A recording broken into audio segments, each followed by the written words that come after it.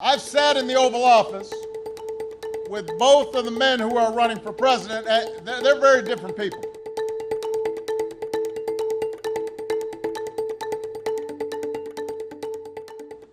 I knew he would not embrace my vision. I knew he wasn't going to continue my policies. But I did hope that for the country's sake, he'd show at least a little bit of interest in taking the job seriously. That's not how it worked out.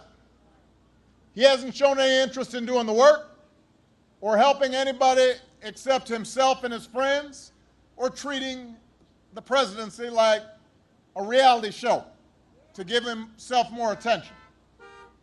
And as we noted the other day, his TV ratings are down. But listen, Miami, the rest of us have to live with the consequences of what he's done. At least 220,000 Americans are dead.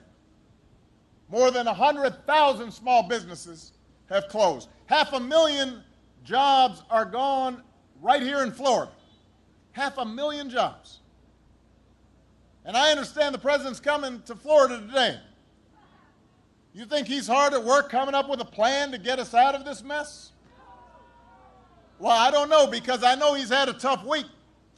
Everybody's been very unfair to Donald Trump this week.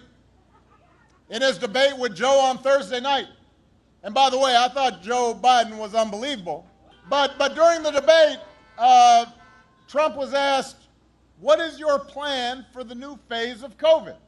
Which is a pretty good question, considering that we just saw the highest number of cases spike up yesterday. So you'd think he'd be ready for a response. Instead, he just said it wasn't his fault and he didn't have one. He said it's now gone in a bunch of states, just as states are reaching new record highs nationwide. He doesn't have a plan. He doesn't even acknowledge the reality of what's taking place all across the country. And it gets better, because he also sat down with 60 Minutes. He was asked, what's your priority in your second term? And let me say, I've run for president in Miami, so I just want you to know it's a good idea to have an answer to this question. It's a good idea, if you're running for re-election, to say, here's what I want to accomplish. What did Trump say? He got mad and walked out of the interview. He thought the questions were too tough. Too tough.